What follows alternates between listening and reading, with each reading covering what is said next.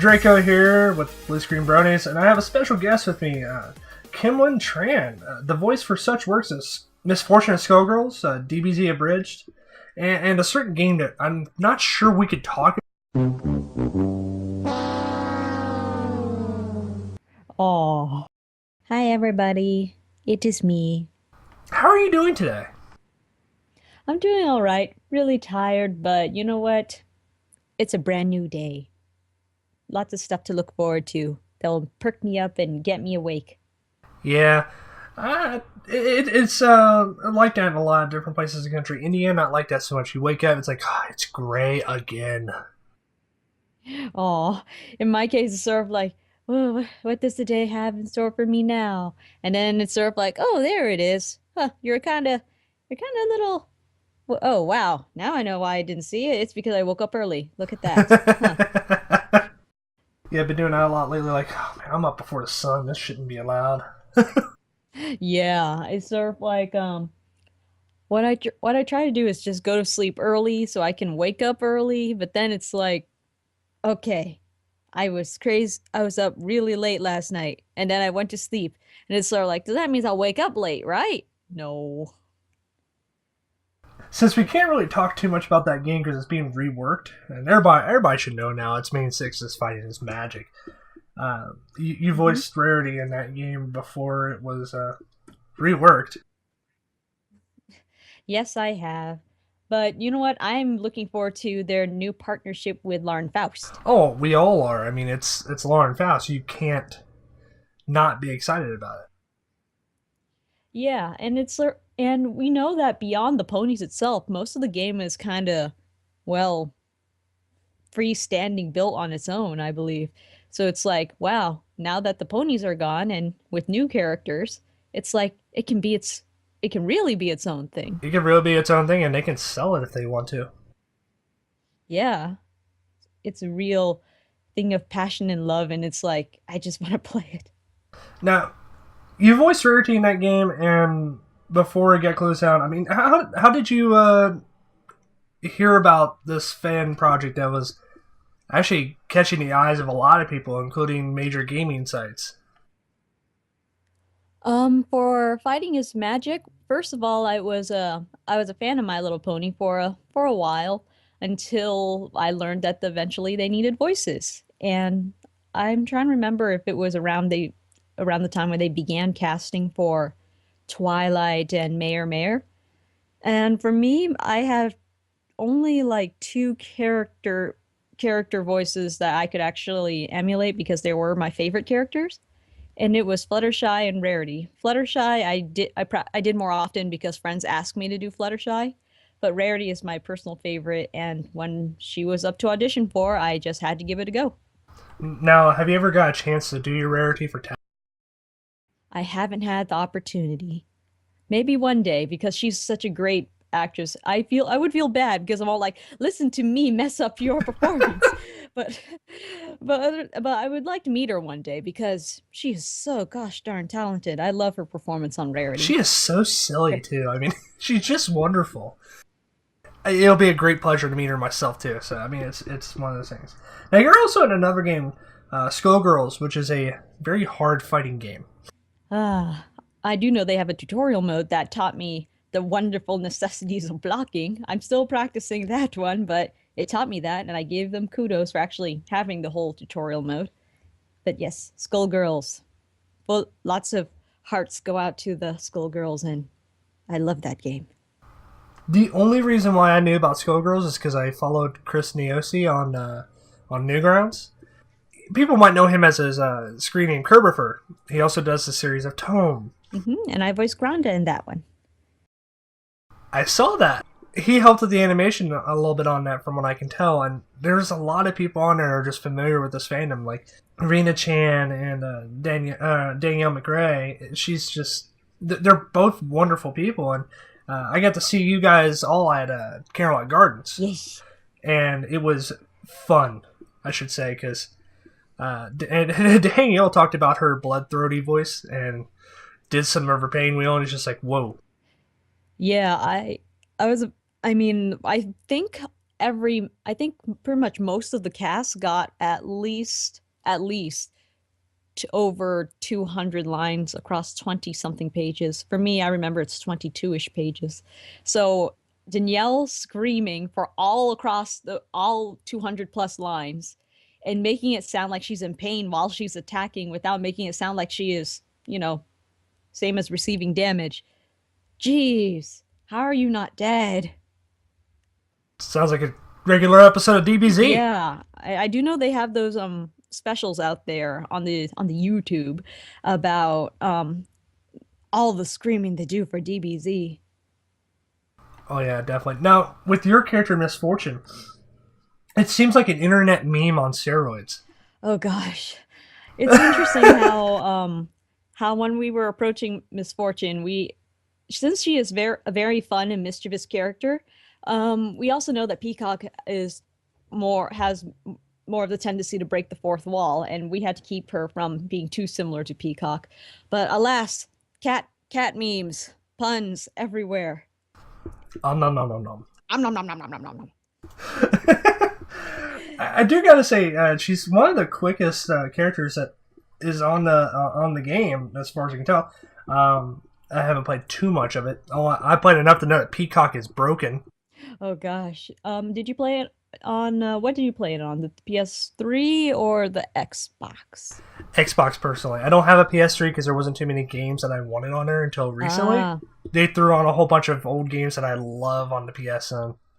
yeah, I do know that the patch is done. It's just that Lab Zero is kind of being held up at the moment. So that hopefully maybe Peacock will get fixed when the patch actually comes out. Maybe, possibly. I mean, it's only $10,000 because it's Xbox. Ugh. It's aw. But I do know that at least they finished the patch on that end. It's just taking a while because I believe what happened is crazy things happened with either Autumn Games or Research Labs, and the whole Skullgirls team kind of got fired, so to speak. But then they made their own game developer company, yes, that thing, and now they are on their own feet and they're doing their Indiegogo campaign. And you know what? More to look forward to. In addition to the patch, Squiggly will be for free along with their stage and also River King Casino. So it's sort of like there's so much to look forward to for Skullgirls. Nice. I mean, when they started up the Indiegogo campaign, I was like, what are they doing? And then he raised like $250,000 plus, and they're like, oh, we're gonna give you like 13 characters like release with this kind of man. I'm like, oh wow, okay. Yeah, I think they got Squiggly on the first day. I'm looking at the Indiegogo right now because I'm just refreshing that page forever. It's just insane to watch everyone's generosity in motion. They're at 328 328 grand right now.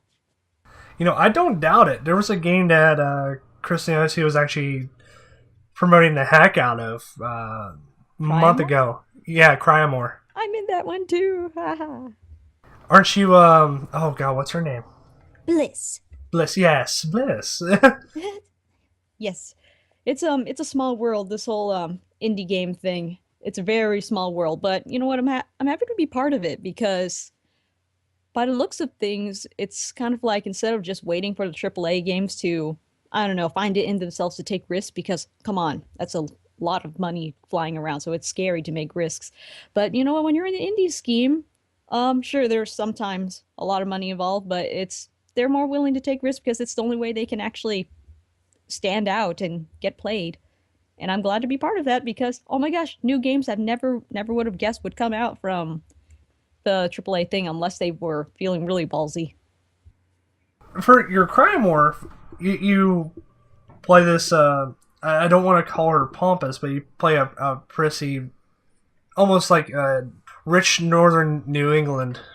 I won't lie, when they were holding auditions for Bliss, they mentioned that she was a bit of a brat, spoiled, and basically a long list of things that would count for a rich kid who has a thing for looking pretty. And I won't lie, I said, you know what? I don't want this character to be hated. It's kind of weird. because she's supposed to be a protagonist, not like an antagonist to fight against. She's one of the good guys. And I wanted her to be likable. And the other character I could think of that had similar-ish qualities was Rarity. And I did pretty much take inspiration from Rarity, and instead of just making Bliss more bratty, I just played up the comedy because she is supposed to be a comedic character. Another funny character. Well, that's good. I mean, not all rich people have to be bad, Yeah, or not even rich people. Just bratty people have to be bad. I mean, it's different. so I'm really looking forward to playing Bliss, especially since it's sort of like since main six was kind of like to show you can play rarity type characters when technically I've been playing refined characters for a while now. Just rarity is the most prominent one. Bliss is now her original character. Yeah, and she has the rarity-ish aspects. And fun fact, if you're familiar with Erica Mendez, she's not doing it so much, but she used to do a lot of voice matching for Rainbow Dash, and she got cast for the lead. And we kind of joke that their personalities are kind of like, oh crap, it's the pony personalities. The main character is Rainbow Dash, and her pally is Rarity. What have we done? Oh boy, let the Yeah. ship fix continue. We made them their own thing, but it's sort of like archetypes, the commonality that lies beneath all the characters, not just stereotypes, archetypes. They they're just so similar. Look at that. We have Rainbow Dash and Rarity. What have we done?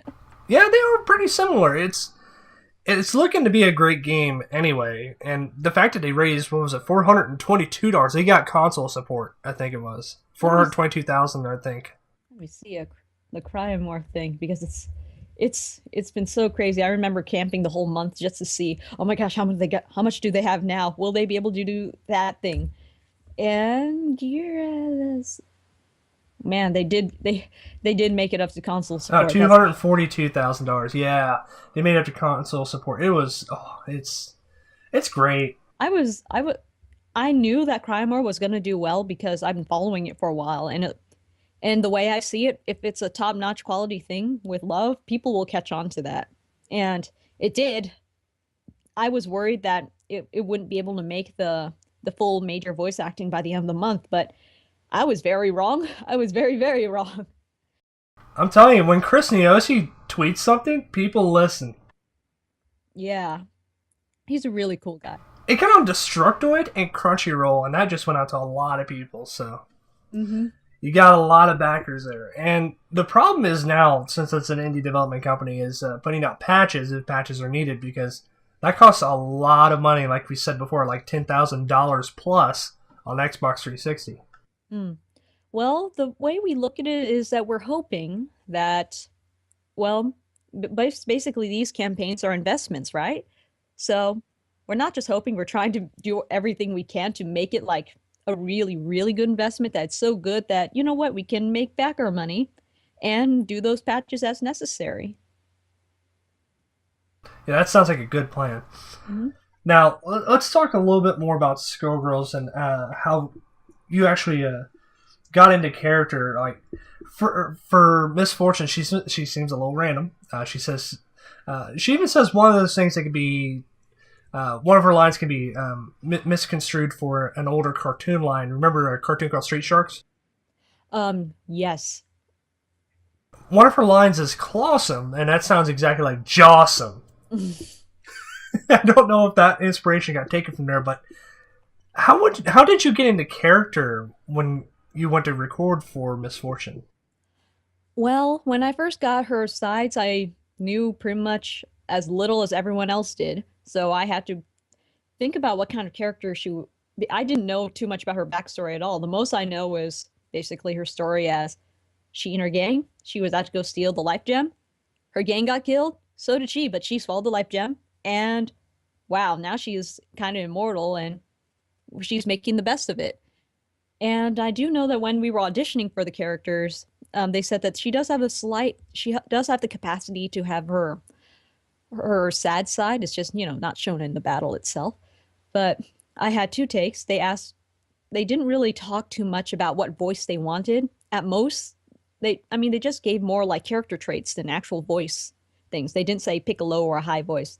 If anything, they said don't make her a high pitched cat girl, and they said for one of the takes, do a Hispanic accent. I did a more like a European Spanish take. I thought that would be the one that would get me the role if I wasn't, if I actually super wanted it. But I mean, if I was going to get cast for it, and then just me being myself, being very mischievous, playing around. And when I came in for my session, I did not know which voice they wanted. I didn't know if they wanted me the calm but playful Hispanic or European misfortune, or just no accent misfortune. And what happened is I got no accent misfortune, and I wasn't preparing I didn't prepare as much as I thought I would because oh well, it's just me. How come on. How can you prepare to be yourself? But I learned that the part of the challenge was readjusting because I didn't prepare as much, because it's not just necessarily me, but kind of like, okay, if I was the character Misfortune. And since Misfortune was my very first big role in studio. I mean, I've had lots of big roles before, but not in a studio. I've been to the studio plenty of times, but I often did bit parts, incidentals, and additional voices for various anime, but not an actual standalone big part. So it was very daunting and intimidating when I went in for Misfortune. And eventually, it took some coaxing from Christina, but she was able to get me to calm down and perform the way I should. She even said, I believe, that sort of like, okay, you know those last lines whenever you're messing around? Those are the ones that are the most believable. Try to go to that place. And basically, the challenge from there was, okay, how can I be myself? Very believable, likable person. I hope I'm likable. A likable make Misfortune a likable person, and keep true to the vision of the game instead of just messing it up by being just Kimlin because we're playing Misfortune here. I was asking because it just seems like for general cat meminess, go to I can has cheeseburger, get into character done. But it takes a lot more preparation than that, I would guess, because it is voice acting. You got to get into character. You got to Yeah. be that character. You are that character for however long you need to be. Yeah. Basically the baseline is sort of like getting into the mode of the character so the lines make sense. Otherwise it's just like reading off a bunch of memes. And one way to play it up is like she's a very mischievous person. I did mention that, oh my gosh, Misfortune is a troll, and they said no, she's not. I can see what they probably meant by that because there are mean trolls out there. But I meant it more like she's one of those trolls that mess around for fun, not meaning to really hurt people. She's a Robin Hood kind of character. And the way I played it up was well, come on. To say all those puns, those have to be they had to be done on purpose. She was totally trolling Painwheel, doing puns, knowing that she doesn't like them. Yeah, So that's definitely. she's very mischievous. That's the main thing I did for Misfortune. That would definitely get somebody's goat sooner or later. Now, you're also in DBZ Abridged. What character did you do for that series? From season 2 and beyond, I voiced Chi Chi. That's a very likable character. I mean, she only whoops Goku's butt. I'm surprised that people like her so much because she shows up so, relatively speaking, compared to many of the other characters, she shows up so little. And I really appreciate that because whenever she shows up, she has a punchline and she's out. And people like that. I do know that the how I got into DBZ Abridged was a very strange story because I worked on Antfish's JoJo's Bizarre Adventure Abridged, and that series is really fun. I really recommend people check it out because his comedic timing, editing, and writing, it's just so much fun. And it's just like, what, 10 episodes? Team 4 Star was looking for a new Chi Chi because the last one they had was unavailable. They asked Antfish, what do you recommend? He recommended me and showed a sample of one of his episodes, and they had me come in and audition. And when I auditioned, I had no idea how popular DBZ Abridged was. I thought that the only abridged series out there was Yu-Gi-Oh! Abridged. And boy, was I blown away when they're all like, okay, you got the part. And I was like, yeah, okay, that's cool. I recorded Chi-Chi and I was like, oh man, where did these millions of views come from? Yeah, it was popular. It was very popular back in the day. I mean, I remember watching a few episodes when it first came out, and the only thing I remember to this day now, because it's been so many years since I've seen it, is the Krillin kill count or the Krillin owned count. It's always so high. It's always so high. I really like the care they take into making their series. I mean, for most of the episodes, they do try to live direct me. Even for a little bit part, they still want to live direct me because they have a joke they want to tell and they want me to tell that joke. And from what little I was able to speak with them, they I do know that professional comedic troops and comedians, they would try to punch up and, practice, rehearse their performances, their sticks. And the thing is that if it wasn't funny, then they just left it out. They didn't just do all the jokes and just stick with it because some jokes are just funny at the moment and not funny, afterwards. From what I know for DBZ Abridged, they actually do have this round table thing where they brainstorm all the jokes, they tell them, they kind of step away for a while, then they come back and see if it's still funny, and if it's not, then they just come up with new jokes, but if it is, then it sticks. And I really appreciate that. That's a lot of care into just writing it. Yeah, that's a lot of work, and a lot of people don't take that kind of work anymore. So that's interesting to see in fan projects, but not in the big name projects. Yeah, the way I see it, sort of like if they actually go into writing and they actually, go with it, at least they have the mindset that actually happens in the industry because I think that's what they do for actual cartoons at Nickelodeon and Cartoon Network and so on. They actually do have those table reads and whatnot to make sure the jokes are funny. All right, I got a few more questions for you. Basically, what would you recommend to people if they want to get into not necessarily a fan project, but maybe an indie project like Cryamore or Skullgirls, stuff that starts out basically from its roots as just an independent company and maybe get larger support after that. What would you suggest for people to do to get those roles or get those gigs? Interestingly enough, you can only get them if you're good because I still have to audition like everyone else, and if I wasn't up to par, I wouldn't have gotten them. And for those, there are two ways to go about it. I've been voice acting for 5 years now, and I've been practicing on everything I could with a stronger emphasis on maybe parodies and mostly original projects. Because, the funny thing about popular things is oftentimes you don't know if things will actually be popular.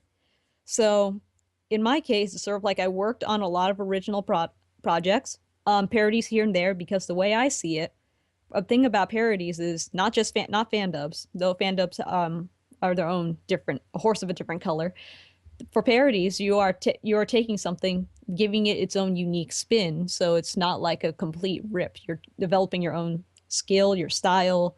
For original stuff, they don't have someone for you to monkey. You have to make up something new, something unique to you, your own style as a performer, your own voice, you figure out your ranges, your strengths, weaknesses.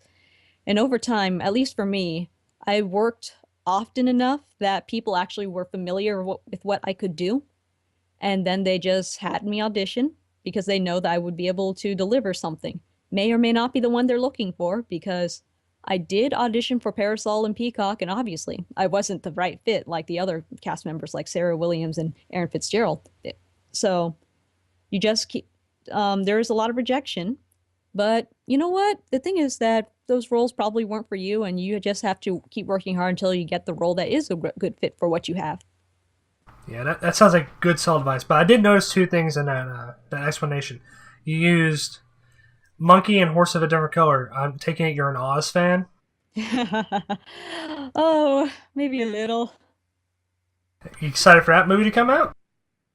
Um, well, I'm not really like hardcore excited, but I always like seeing I really like seeing how people the art design of lots of different things because it's a story that's old as time. It's And you know what? What are you gonna do? What are you gonna give to this that'll make it its own thing? What are you gonna do? What unique spin are you gonna give to it? And I'm looking forward to what kind of art direction they're gonna go with it. Now for a more serious question. Since you are a fan of My Little Pony and you clearly voiced for some pony project that is no longer there but is being reworked and hopefully you'll still be voicing for it. Hmm. What was your favorite pony before recording and then after? Man, the thing is, I have two favorite ponies before then, so after it's kind of like it's super solidified. But before then, my favorites were first impression. I really liked Fluttershy because she's a very, very sweet but anxious little pony. And but her little lesson that she kind of develops through friendship is, you know what, there's lots of frightening things out there, but if you overcome those fears, you never know what you're going to find that's going to be worth overcoming that fear. Kind of like my favorite example is the So Many Wonders song because, oh my gosh, she's out of her comfort zone of the sky. And wait, if she never fell from the sky, she never would have learned about her love for animals and her wonderful friends. Yeah, and but the one that really took a while, but eventually solidified as my favorite pony is Rarity. Because at first it took a while to notice because from the offset you're all like, okay, so you are the fashionista type, you're rich and you are very prissy. But I learned, and especially it's through Tabitha's performance, that she's a very, very generous and kind soul. And it's nice to see that she isn't just like a, stuck up for stuck up's sake. She's just, whenever she has something, she's willing to give it up. And over time, it's sort of like the more I pretty much got acquainted to the things that her insecurities and whatnot. I really like how Rarity, she has a big dream. She wants to be making dresses for the big league, so to speak. But she has big dreams, and so does Rainbow Dash. But Rainbow Dash's dream is like she just wants to be in the Wonderbolts and yay. But Rarity, the way I see it, her dream is more like to share her gift with the world. And that's to me like the biggest thing. It's she's an artist. She really wants to share the way she sees things and how she can basically make things come to fruition. And I just really like Rarity for that because there's so much more to her than, the surface. She's more than skin deep. And she's always learning. She's always developing as a character. Yeah, you've always got those character flaws. Now, you seem to have a lot of big dreams, so I would take it you're a Luna fan? Uh-huh. Yep. My favorite princess is Luna. And it's sort of like definitely count on the writers, especially Lauren, to create characters I can relate to. Luna keeps to herself a lot, but you know what? There's just it's a little bit of Fluttershy, but not quite in that, if you overcome certain things, you never know what you're missing. And Luna Eclipse, she was all scary and intimidating, but she's just like, instead of just giving up and saying screw all these people, she kind of worked out a compromise with, how she is and how others perceive her, into finally, you know what, this is okay. We can get along. And people do like me, even if I don't think they do. Yeah, Luna and Rarity are definitely two of the biggest trolls of the group, I guess you could say. Oh, goodness. I mean, Luna basically turns Rainbow Dash's lightning cloud on her. Scares the crap out of her. She has a fun side too. Even though she's all serious, serious, awesome, royal Canterlot voice, she still has a fun side too. Yeah, and she's kind of like your character Chi-Chi in DBZ Abridged in a way. She kind of just shows up, instant freaking clamor amongst the fans. It lasts for like days on end, and she's only on screen for maybe 2 seconds. I play lots of characters that are like that. The more I think about it, like Persona 4 Hi, I'm Daisy comic dub that is made by Sapphire, or I think Strawberry Cream 26. I voiced Nanako in that one. She has so few lines, but people really like her. So the way I see it, and there's also like Amanda and Sanity Not Included. Lots of bit parts, but you know what? Yeah, I just make the most of what roles I have, and I love them, and I'm happy that lots of people love them too. It's about time to wrap this up. I'm going to let you get some sleep since, obviously it's Thursday, gloomy and tired here in Indiana. I don't know what's like out in California, but it's got to be better.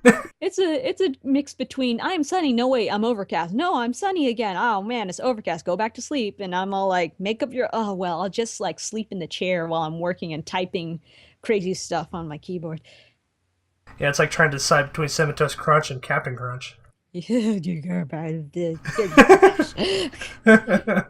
do this to me. I'm not fully awake, man.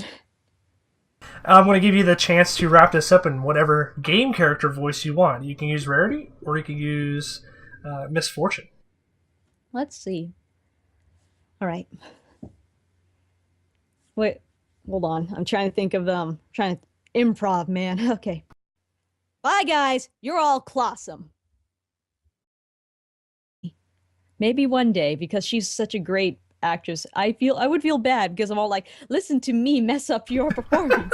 but I would like to meet her one day because she is so gosh darn talented. I love her performance on Rarity. She is so silly too. I mean, she's just wonderful.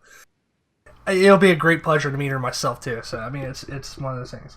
Now you're also in another game, Skullgirls, which is a very hard fighting game. I do know they have a tutorial mode that taught me the wonderful necessities of blocking. I'm still practicing that one, but it taught me that, and I gave them kudos for actually having the whole tutorial mode. But yes, Skullgirls. Well, lots of hearts go out to the Skullgirls, and I love that game. The only reason why I knew about Skullgirls is because I followed Chris Neosi on Newgrounds. People might know him as his screen name Kerbifer. He also does the series of Tome. And I voiced Granda in that one. I saw that. He helped with the animation a little bit on that from what I can tell, and there's a lot of people on there who are just familiar with this fandom, like Rena Chan and Danielle McRae. It can really be its own thing. It can really be its own thing, and they can sell it if they want to. Yeah. It's a real thing of passion and love, and it's like, I just want to play it.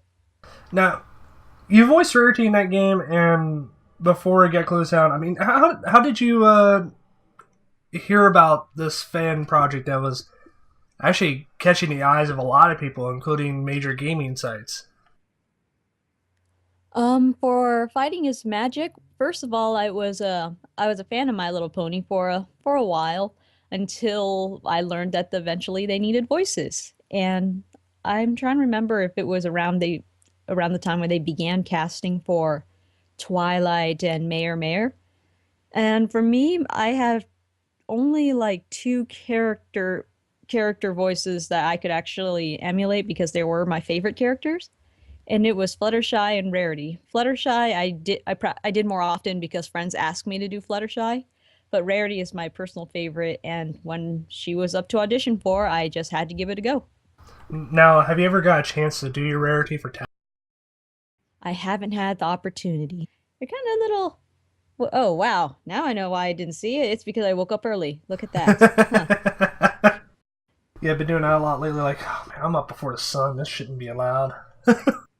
Yeah, it's sort of like what I try to do is just go to sleep early so I can wake up early, but then it's like, okay, I was crazy. I was up really late last night, and then I went to sleep, and it's sort of like, does that mean I'll wake up late, right? No. Since we can't really talk too much about that game because it's being reworked, and everybody should know now, its main six is Fighting is Magic. You voiced Rarity in that game before it was reworked. Yes, I have. But you know what? I'm looking forward to their new partnership with Lauren Faust. Oh, we all are. I mean, it's Lauren Faust. You can't not be excited about it.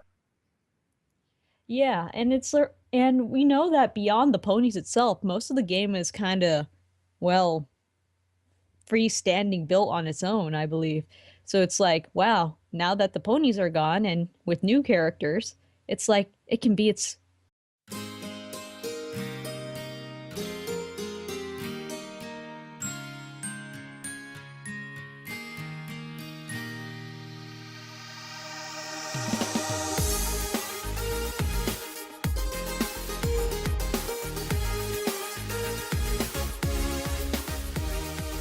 Draco here with Bluescreen Bronies, and I have a special guest with me, Kimlinh Tran, the voice for such works as Misfortune of Skullgirls, DBZ Abridged, and a certain game that I'm not sure we could talk about. Oh. Hi, everybody. It is me. How are you doing today? I'm doing all right. Really tired, but you know what? It's a brand new day.